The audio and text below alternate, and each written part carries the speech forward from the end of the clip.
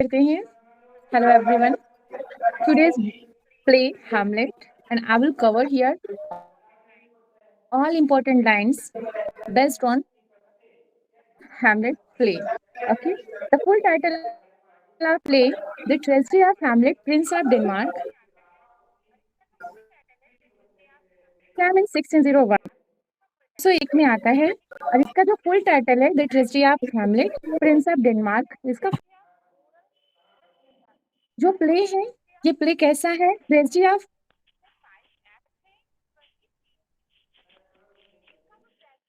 Station and a tragedy of reflection है. ठीक है.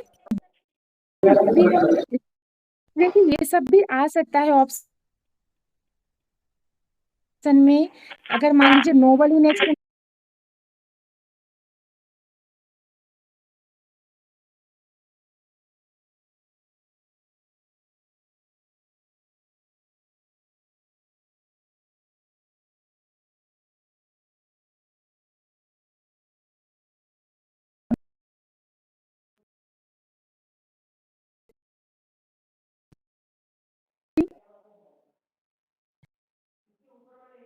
ठीक है. इसका हैमलेट जो थॉमस कीट के द्वारा लिखा गया है. इसकी सेटिंग क्या है और इसकी एक सोर्स और मिलती है सैक्सो ग्रामेटिकस एंड इनकी एक बुक थी गीता डैनोरम. वो 16वीं शताब्दी में लिखी गई थी. उस पे भी ये बेस्ड माना जाता है. इसकी जो सेटिंग है एल्सिनोर है जो डेनमार्क में है. और इसमें जो फेमस सीन बताया गया है क्रैब डिगर सीन बताया गया है, ननवी सीन बताया गया है, फैंसिंग सीन बताया गया है, प्रोजेक्ट सीन बताया गया है. ठीक है. आगे देखते हैं. इसमें बैक देखिए साइड कुछ से और वाइस बहुत आ रही है. मेरे साइड से सर. जी सर. कह रहे हैं बैक साइड बैकग्राउंड से वॉइस बहुत आ रही है. मेरे साइड से कि सर के साइड से? सर के साइड से. चलिए ठीक है, बंद हो गई. उन्होंने माइक म्यूट कर लिया है अपना ही. Okay okay. देखिए इस प्ले में बहुत अच्छी खासियत ये है कि माउस ट्रैप सीन इसमें देखने को मिलता है, लेकिन वो कहाँ मिलता है? एक्ट थर्ड के सीन सेकेंड में मिलता है. ओके. टी.एस. इलियट ने इसको मोनालिसा कहा है और उन्होंने एक इसे लिखा था हैमलेट एंड हिज प्रॉब्लम जो 1919 में लिखा था. उसमें शेक्सपियर के इस प्ले को मतलब हैमलेट को बोला है एन आर्टिस्टिक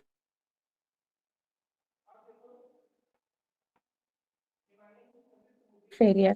ठीक है. और किसके आधार पर बोला है? ऑब्जेक्टिव को रिलेटिव के आधार पे. ठीक है. ये तो थे सारे इसमें फैक्ट जो मुझे समझ में आया, मैंने इसमें इंक्लूड किया. आगे हम अब देखेंगे कि कुछ लाइंस इंपॉर्टेंट लाइंस. देखिए स्टार्ट करते हैं. ठीक है. Just wait. हम कोशिश करते हैं स्टार्टिंग से लाने के लिए. ये प्ले है हैमलेट. इसकी पहली लाइन देख लेते हैं.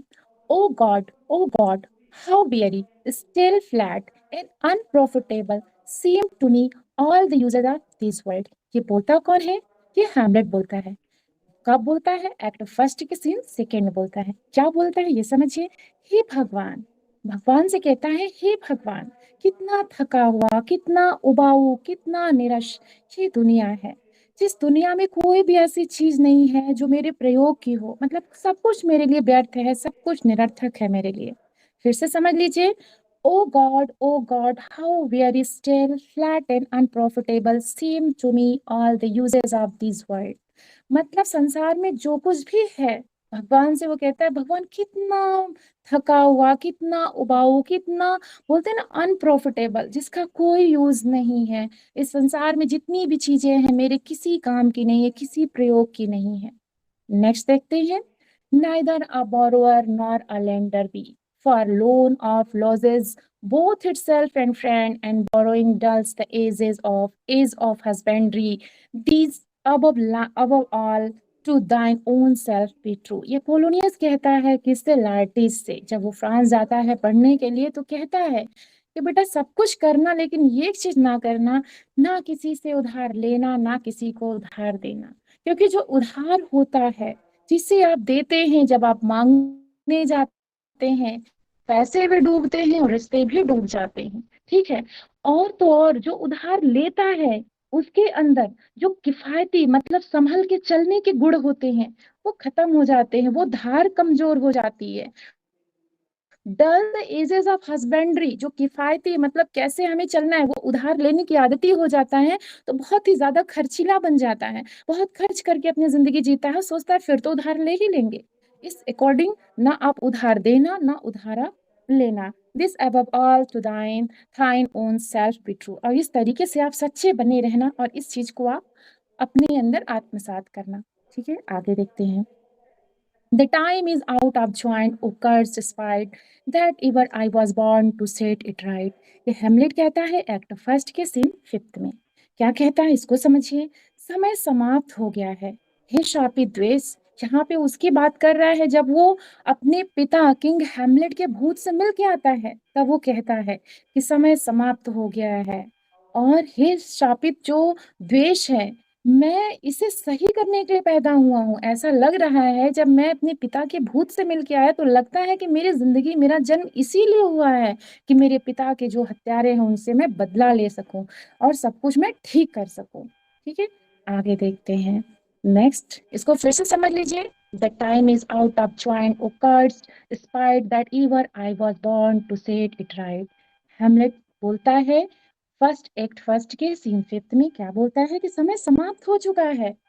हे शापित द्वेष, ये जो समय चल रहा था वो समाप्त हो चुका है और मेरा जन्म इसीलिए शायद हुआ है कि मैं अपने पिता के हत्यारे का बदला ले लूं और जो भी सब कुछ गड़बड़ हुआ है सब मैं ठीक कर सकूं, टू सेट इट राइट, इसको सब सही कर सकूं। नेक्स्ट देखते हैं। What a piece of work is a man, how noble in action। इसकी देखिए अधूरी लाइन थी तो मैं इसे मिस कर गई थी, मैंने इसको कंप्लीट यहाँ पर किया है, आप लोग प्लीज शेयर करिएगा। Infinite the fact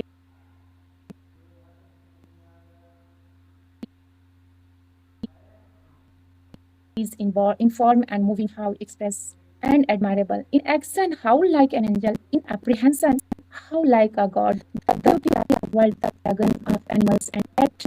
To me, what does this contents of trust? मतलब ये बोलता है कि क्या कमाल का काम है, क्या कमाल का इंसान है, मतलब इंसान कितना महान है, वो कितना नोबल इन रीजन, रीजन में कितना नोबल है, फैकल्टीज में कितना अनंत है, इनफाइनाइट है। और क्या बोलता है तो कितना और अभिव्यंजक है उसके अंदर, कितना सराहनीय कार्य करता है। और तो और वो in action how like angel, वो एंजल की तरह समझदार भी है, भगवान की तरह दुनिया की सुंदरता उसके अंदर है। मतलब जैसे भगवान को हम लोग एज्यूम करते हैं जितना खूबसूरत ईश्वर हो सकते हैं, मानो उतना ही खूबसूरत हमको देखने में लगता है। और उसके अंदर लेकिन क्या है, द पैगन ऑफ एनिमल्स, जो आदर्श है वो जानवरों जैसा है। मतलब सब कुछ होते हुए भी उसके अंदर वो अच्छाई नहीं है जो एक मानव के अंदर होनी चाहिए। And yet to me what is this quintessence of dust, इस तरीके से फिर भी मेरे लिए सब कुछ जो है, सार तत्व जो भी है सब मेरे लिए धूल के समान है, मेरे किसी काम का नहीं है। What is this quintessence of dust, ये मेरे लिए धूल के समान है, मैं इसे क्या करूंगा। फिर से समझिए क्या बोलता है कि हेमलेट कहता है कि मानो कितना कमाल का आदमी है, कितना महान है, ईश्वर ने कितनी अच्छी चीजें दी है उसके पास, रीजन मतलब नोबल इन रीजन है, कितनी उसके पास अनंत फैकल्टीज हैं, कितना जन है, कितनी सराहनीय वो कार्य करता है, समझ में वो देवदूत की तरह है, भगवान की तरह दुनिया में जैसे सुंदरता होती है भगवान की तरह वो सुंदर भी है। लेकिन कमी आ रही है कहाँ, आदर्शों में। वो आज भी उसके अंदर वो जानवरों की तरह ही बिहेवियर है। ठीक है, फिर भी मेरे लिए सब जो जो कुछ भी है ये दुनिया में, जो कुछ भी मुझे दिख रहा है, इस वजह से ये सारे तत्व जो है सब धूल के समान है, मेरे किसी भी काम का नहीं है। नेक्स्ट देखते हैं। The spirit that I have seen may be a devil and the devil hath power T assume a pleasing shape, इसके आगे कुछ होना चाहिए था इसलिए डॉट डॉट डॉट दिया गया है। The place the thing wherein I will catch the conscious of the king, बोलता है ये उस समय की बात बोला गया है। देखिए हैमलेट बोलता है एक्ट सेकेंड के सीन सेकेंड में, क्या बोलता है कि जब वो मतलब पिताजी के अपने भूत से मिलके आता है तो कहता है the spirit that I have seen, जिस आत्मा को मैंने देखा, मे बी अ डेविल, वो शैतान हो सकता है। और and the devil have power, और जो शैतान होता है, जो शैतान होता है उसके पास क्या होता है, शक्ति होती है। The assume a pleasing shape, मैंने उसको अपने पिता के रूप में समझा, मैंने समझा कि वो मेरा पिता है। अगर वो सच में मेरे पिता हैं तो मुझे एक जो नाटक की बात की गई है वो नाटक जहाँ पे जो मर्डर ऑफ गुंजारा की बात की गई है, ठीक है, मैं एक नाटक के थ्रू ये चीज मैं जरूर कोशिश करूंगा कि क्या सच में राजा ने जो यहाँ पे हमारे पिता के रूप में जो भूत है वो बता रहे हैं, वो कह रहे हैं, क्या वो सच है, क्या सच में राजा ने मेरे पिता की हत्या की है। जरूर मैं उस पर से पर्दा हटाऊंगा, जरूर मैं उसको पकड़ लूंगा। I will catch the conscious of the king, मैं पकड़ लूंगा। ठीक है, फिर से समझिए, मतलब वो कहते हैं कि जो यहाँ मैं आत्मा से जिससे मैं मिल के आया हूँ, ठीक है, वो मे बी अ डेविल, हो सकता है वो शैतान हो, and the devil have power, और शैतान के पास तो पावर होता है, वो कुछ भी कर सकता है, कोई भी एज्यूम अ प्लीजिंग शेप, किसी भी अच्छे रूप में अपने आप को ढाल सकता है, वो मेरे पिता का भी रूप पकड़ सकता है। लेकिन अगर वो सच में मेरे पिता की आत्मा है तो मैं इस हत्यारे का पता लगाऊंगा। अगर राजा ने सच में हत्या किया है तो मैं इस नाटक पकड़ लूंगा कि क्या सच में राजा ऐसा किया है। ठीक है, उस अभाव से मैं देखते हैं। To be or not to be, the question whether it's nowhere in the ocean. Things and out the out is fortune are to take arms to seize travel oppose and neglect first. बोल रहे कि मैं करूं या ना करूं, मैं जिंदा रहूं या ना रहूं, मैं जीवित रहूं या मर जाऊं, ये मेरे मन में बार बार सवाल पूछता है। क्या मन में अपमानजनक भाग्य के जो गुलेल हैं और तीरों को सहना अच्छा है? मतलब ये जो मैं देख रहा हूँ या मैं जान रहा हूँ, जो मैं सुन रहा हूँ, क्या इस दर्द को मुझे सहना चाहिए? क्या मैं सहन कर पाऊंगा इस सबको? मैं जो सफर कर रहा हूँ, क्या मुझे सफर करना चाहिए? इस तरीके से उसके मन में कई सवाल आते हैं। क्या मुसीबतों के समुद्र के खिलाफ उठाना चाहिए कि या तो मुझे समुद्र उठाना चाहिए against the seas of trouble, मुसीबतों का जो समुद्र यहाँ खराब क्या करना चाहिए? हथियार उठाना चाहिए और सामना कर देना चाहिए। फिर देख लीजिए, to be or not to be, that is the question, very famous line. ये कई बार एग्जाम में पूछा गया है कि जिंदा रहूं या मर जाऊं, और मुझे सुसाइड करना चाहिए नहीं करना चाहिए। और ये मेरे दिमाग में बार बार मेरा सवाल आता रहता है, क्या मन में अपमानजनक भाग्य के गुलेल और तीरों को सहना चाहिए या मुसीबतों के समुद्र के खिलाफ हथियार उठाना चाहिए और विरोध करके उसको समाप्त कर देना चाहिए। कितनी अच्छी लाइन बोला गया है। आगे देखते हैं, नेक्स्ट आता है, but that the dread of something after death, the undiscovered country where whose born no traveler returns possessed the will।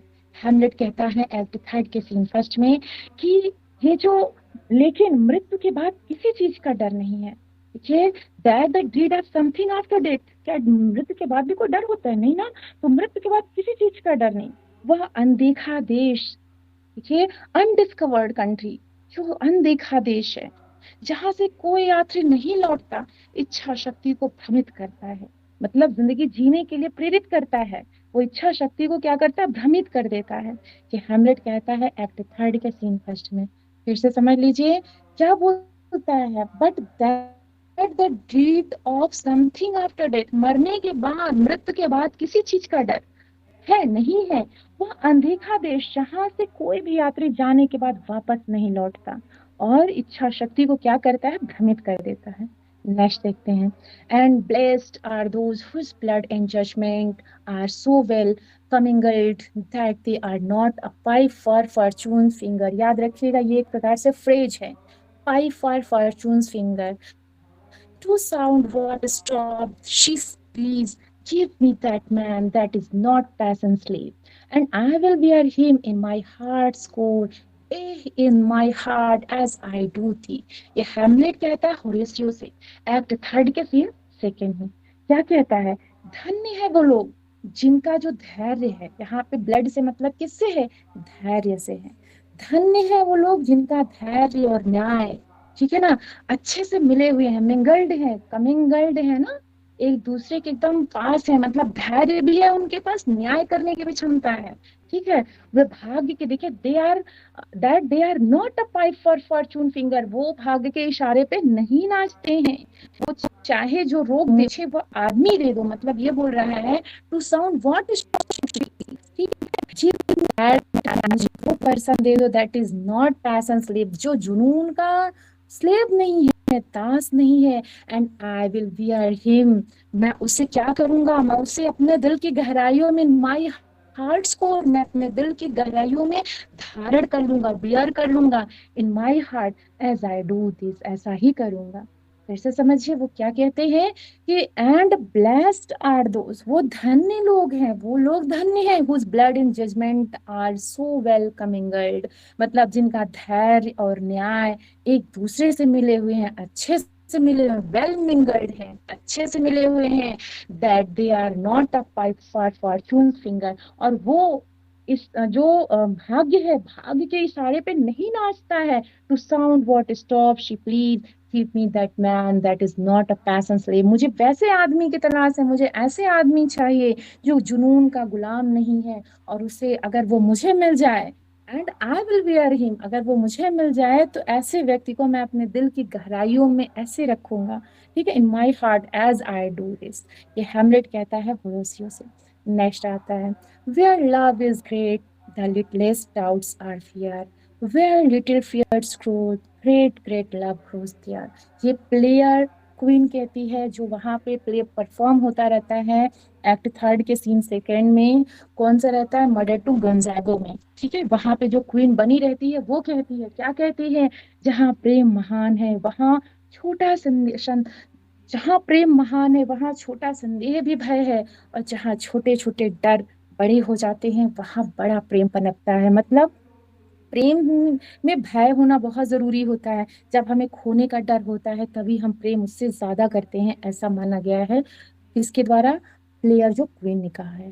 ठीक है, फिर से इसको देख लेते हैं कि वेयर लव इज ग्रेट, जहां प्रेम महान है, द लिटिलेस्ट डाउट्स आर फियर, छोटी सी, एकदम छोटी सी जो संदेह का है, संदेह है, वो भय है, जहाँ छोटे छोटे फियर, जो छोटे छोटे डर हैं बड़े हो जाते हैं, where little fears grow great, बड़े हो जाते हैं, ग्रेट लव ग्रोज देयर, और वहीं पर बड़ा प्यार पनपता है। नेक्स्ट देखते हैं, आज के सेशन का ये लास्ट है, देखते हैं लास्ट लाइन है, most necessary it is that we forget to pay ourselves what to ourselves is डेप्थ, what to ourselves in passion be purpose, the passion ending to the purpose loss, the violence of either grief or joy, either their own innatures with themselves destroy, where joy most rebels, grief toast most lament, grief joys grieves on slender accident, this world is not for it। ये जो player king रहता है act third के scene second में, जो murder to गुंजैगो, जैसा हमने अभी चर्चा किया है, क्या कहा है कि सबसे जरूरी बात ये है, मतलब ये यहाँ पे बताने की कोशिश किया जा रहा है, देखिए इसकी लिटरल मीनिंग हम आपको नहीं बता रहे हैं, हम आपको जो इसका निकल रहा है वो हम आपको समझाने की कोशिश कर रहे हैं कि सबसे जरूरी इस दुनिया में क्या है, भूल जाना, भूलना बहुत जरूरी है कोई भी चीज, क्योंकि हमारे जिंदगी में ऐसी परिस्थितियां होती हैं, ऐसी मानसिक अवस्थाएं चली जाती हैं, अगर हम कोई चीज भूलेंगे नहीं तब तक हमारी जो मानसिक स्थिति है वो संतुलित नहीं होगी, चाहे वो शारीरिक हो चाहे मानसिक हो, हमें भूलना जरूरी होता है। टू पे और सेल्फ, हमें अपने और सेल्फ को पे करना पड़ता है, what to our self is डेब्ट, जो मैंने खुद से कर्ज लिया है, what to our self in passion be purpose, मतलब ये है कि जो हमारे जुनून है, पैशन है, the sorry what to our self in passion, जो हमारे स्वयं के जुनून है, इन पैशन वी पर्पस, मेरा उद्देश्य है, पैशन एंड, और जो उद्देश्य जो जुनून है वो, जो पैशन है वो एंड हो गया, अगर जुनून खत्म हो गया तो द पर्पस लॉस, और जो उद्देश्य है वो भी फिनिश हो जाता है, वो भी लॉस हो जाता है। द वॉयलेंस ऑफ इधर ग्रीफ और जॉय, जो वॉयलेंस होता है या तो वो ग्रीफ होता है, या तो वो दुखी करता है, या दुख होता है, या तो खुशी होता है, their own enactures with themself destroyer, और ये स्वयं को क्या करता है, डिस्ट्रॉयर करता है। Where joy most revels grief, जहाँ पे खुशी बहुत ज्यादा दर्द लेकर आता है, डस्ट मोस्ट लेमेंट, बहुत ज्यादा लेमेंटिंग कराता है, ग्रीफ जॉय, दर्द ही खुशी है, खुशी ही, to our self in passion be purpose, और जो हमारा पैशन है, जो हमारा जुनून है वही हमारा उद्देश्य है, और जो हमारा, जब हमारा जुनून खत्म हो जाता है तो उद्देश्य भी हमारा खत्म हो जाता है। या तो ग्रीफ क्या होता है, वायलेंस होता है, तो खुशी होती है, their own in actuals with self destroyer, स्वयं नष्ट कर देता है। Where joy most revels grief, जहाँ पे जो जॉय होती है बहुत ज्यादा ग्रीफ होती है। डोस्ट मोस्ट लेमेंट, बहुत ज्यादा दुख देती है। ग्रीफ जॉयस, खुशी, दुख खुशी है, और जॉय ग्रीफ, और खुशी ही दुख है। आंसलेंडर एक्सटेंड, एक छोटे से एक्सीडेंट की तरह। This world is not for L, ये दुनिया ऐसी नहीं है। ये कौन कहता है? कि प्लेयर किंग। ठीक है, इस तरीके से आज हम लोगों ने इसको कवर किया। इसका पार्ट 1 है, पार्ट 2 जल्द ही हम वापस लिंक लेकर आएंगे।